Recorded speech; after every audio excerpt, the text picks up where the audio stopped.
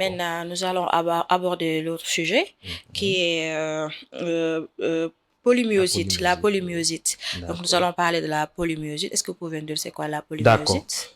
Comme je le dis à propos de la polyarthrite rhumatoïde, qui est une pathologie inflammatoire, déjà, c'est la même chose avec la polymyosite. La polymyosite aussi est une pathologie inflammatoire. Comme je l'ai dit au début, nous avons 4 types. Infectieuse, inflammatoire, auto-inflammatoire, infectieuse, auto-immune et tumorale. La polymyosite est aussi une pathologie auto-immune, tout comme la PR, la polyarthrite rhumatoïde. Elle est auto-immune, inflammatoire. Mais par contre, la polymyosite, elle rentre dans le groupe des myopathies inflammatoires. Quand on parle des myopathies inflammatoires, c'est tout ce qui atteint le muscle squelettique. Donc, pour elle, c'est une pathologie auto-immune inflammatoire du muscle squelettique. Je peux dire. La manifestation Attendez majeure. un peu, docteur. Vous avez dit que c'est une inflammation. C'est une inflammation auto-immune. Ah, aussi comme la polyarthrite rhumatoïde. Ah, d'accord. Donc, c'est inflammatoire, mais elle est aussi auto-immune.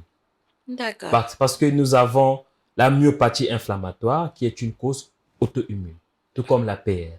La PR et la myopathie inflammatoire. Dans la myopathie inflammatoire, nous avons un enchaînement de myopathies. Il y a la myopathie de chevauchement, il y a la myosite à inclusion, la myosite de chevauchement, il y a la dermatomyosite qui est associée avec les atteintes cutanées. Et là-bas, on peut retrouver la polymyosite aussi. D'accord. Donc, c'est une manifestation auto-immune inflammatoire, du groupe des myopathies inflammatoires. Pouvez-vous revenir sur les manifestations? La manifestation majeure de la polymyosite, c'est la faiblesse musculaire. C'est là-bas que l'on retrouve. Donc, la faiblesse musculaire, elle est beaucoup plus au niveau de la zone pelvienne et scapulaire. Ce sont tout ce qui est faiblesse musculaire. Le patient n'arrive pas à soulever la main, le patient n'arrive pas à se coiffer, le patient n'a... Donc, tout ce qui est déficit musculaire, ça rentre dans les manifestations de la polymyosite. Donc, on dirait que la personne devient faible. La personne devient faible, c'est la faiblesse musculaire. Hormis la polyarthrite rhumatoïde qui se manifeste par des douleurs plus des gonflements articulaires, la polymyosite, elle, c'est la faiblesse musculaire. Existe-t-il un traitement? Bon, il existe un traitement. Si vous savez que les pathologies inflammatoires auto-immunes, elles peuvent être chroniques aussi.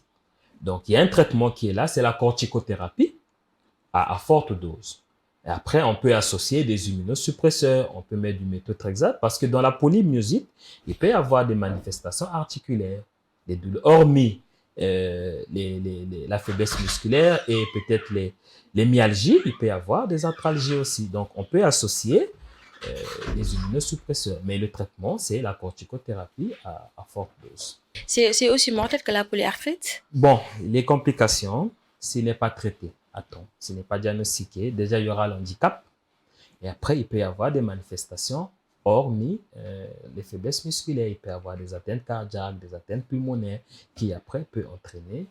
Et n'oublie pas que la polymyosite peut être associée à un cancer. Donc, il peut y avoir des conséquences cancérogènes du cancer qui après entraîne le patient à la mort.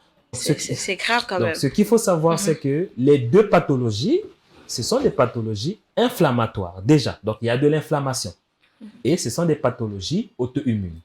Donc, la PRL, elle est auto-immune, inflammatoire, chronique, qui ne se guérit pas. Qui, par manifestation, tient les manifestations périphériques, les poignets, les MCP, les IPP. Or, par contre, la polymyosite, qui est d'une famille des myopathies inflammatoires, donc elle aussi, elle est inflammatoire, auto-immune, mais par contre, elle se manifeste par les faiblesses musculaires, ce qui fait que le patient ne peut plus soulever la main, le patient ne peut plus se coiffer, ne peut plus rien faire. Il y aura un handicap qui après peut entraîner mort par décubitus du malade. Y a-t-il une possibilité de guérison? Alors, je disais que tout ce qui est pathologie chronique, comme rhumatisme, bon, il n'y a pas de possibilité de guérison. Il n'y a pas de possibilité. Mais par contre, on peut éviter les complications. On peut réduire les douleurs qui fera que le patient se sente bien. Mais rappelons que tout ce qui est rhumatisme, c'est des pathologies chroniques. Merci. Maintenant, quel conseil donnez-vous? Bon, en tout cas, beaucoup ne savent pas, beaucoup ne maîtrisent pas, parce que les gens ont tendance à mélanger l'arthrose. N'importe quel genou, arthrose. Fais ceci, arthrose. Fais ceci, arthrose. L'arthrose aussi, ça c'est entre guillemets, c'est un rhumatisme. S'il est primaire, il est dégénératif. Mais s'il est inflammatoire, ça devient une arthrose associée à de l'inflammation. Donc, je demande à ce que les gens dans la famille, si vous remarquez déjà que vous avez des douleurs articulaires qui viennent par poussée et remission, il peut y avoir qu'à un moment donné, tu ressens ça et après, ça disparaît. Il y a d'autres parfois qui ne supportent pas le froid, avec une raideur matinale, un dérouillage matinal de plus de 30 minutes, des difficultés à se lever le matin. Il faudrait, déjà même si dans la famille, il y a des gens qui souffrent de n'importe quel rhumatisme qui est diagnostiqué, je vous conseille de vous rendre à l'hôpital pour au moins voir un rhumatologue. Parce que la polyarthrite rhumatoïde, elle est typique de la rhumatologie. C'est le rhumatologue. La polymyosite, elle, c'est le rhumatologue, mais aussi le neurologue. Parce que ce sont des atteintes, ce sont des déficits musculaires. Donc, même le neurologue aussi peut voir un patient et une polymyosite.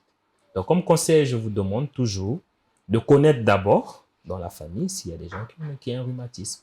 Déjà qu'il y a des gènes qui sont là, c'est épigénétique. Donc, ça se transmet des parents à l'enfant par rapport aux gènes. Donc, je nous conseille de demander à la famille.